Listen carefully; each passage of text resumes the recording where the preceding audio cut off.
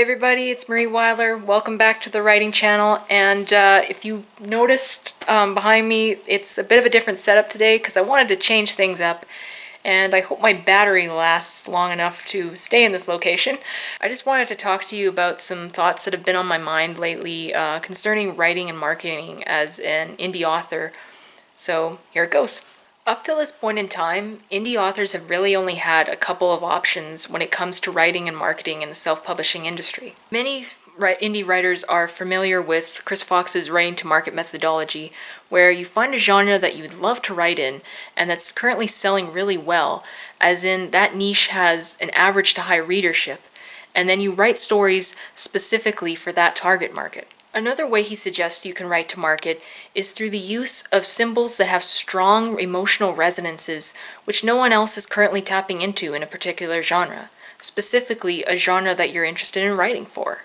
And although readers on both sides of the genre tracks may hate you for this, you can also combine genres to create a new one, which is coined as genre bending.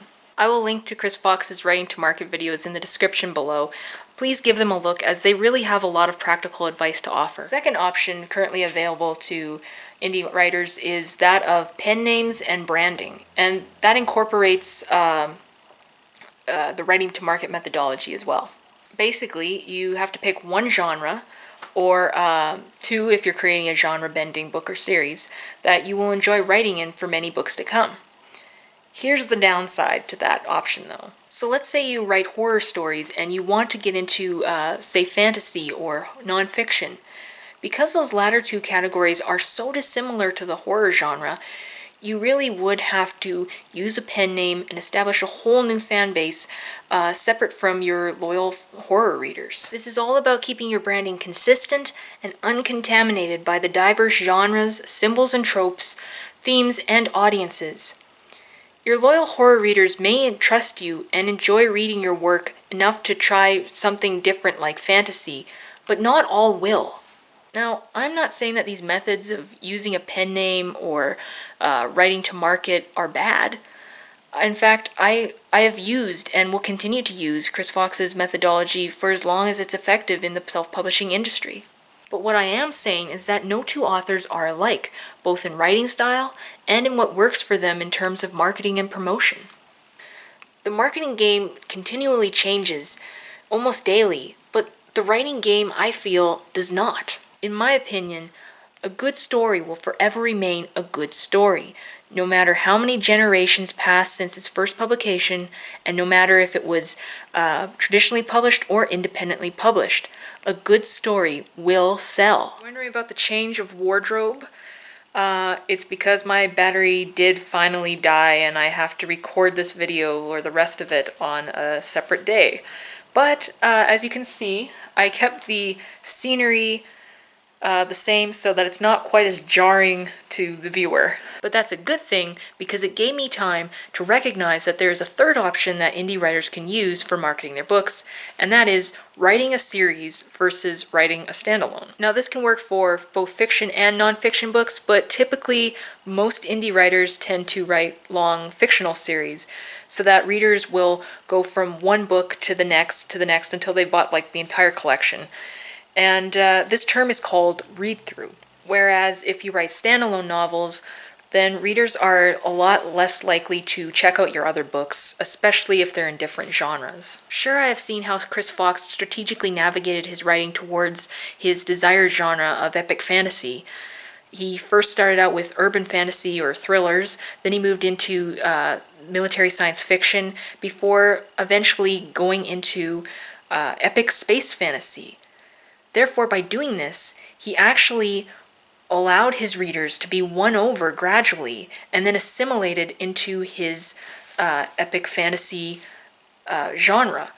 Even though they were originally just science fiction fans, now they're going to be fantasy fans because it's all taking place within the same universe. And what he has done there is very clever. But what if he didn't have to do that? What if you could just bounce to whatever genre or series you wanted to do next, and your readers would be so loyal because they love the stories that you tell and how you tell them, if not you yourself, that they would just come along for the ride and read all your stuff. Because, as Nick Cole, author of the popular Galaxy's Edge series, once said, write the junk you want to write. With millions of people around the world, and English becoming such a common language, odds are that there are a lot of people who like the same stuff that you like to read, watch, and ultimately write, and therefore that person is your ideal reader, your target audience. And I know for myself personally that in the past I have bought a variety of genres written by a duo of traditionally published authors, and normally I wouldn't have moved into these other genres if it weren't for the fact that I loved these writers. I loved how they wrote stories. Think of C.S. Lewis. A lot of people started out by reading his fictional works and then moving into his non-fictional works, or vice versa. They loved what he had to say and how he said it, and not simply because a trade publisher was promoting him.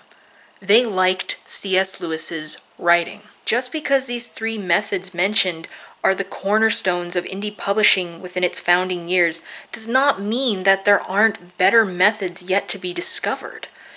That's my hope, is to find an alternative method that suits my needs, my branding and my book's needs, and in turn, hopefully I will inspire other authors to look for a method that works for their personal needs as well. I intend to prove that there is another alternative than just the three options I previously presented to you.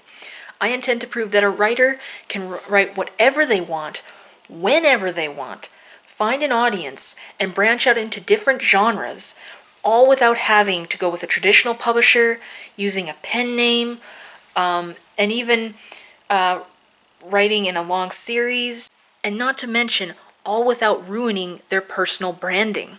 So every year I will be putting a progress update on my blog about how my research and experimentation with this theory. I honestly feel like writing and marketing in the self-publishing industry is not a one-size-fits-all type of deal. So as I said before, this whole challenge that I've set before myself is really just a way for me to find a publishing, a writing, a marketing method that will work seamlessly for my books and my branding in the long run.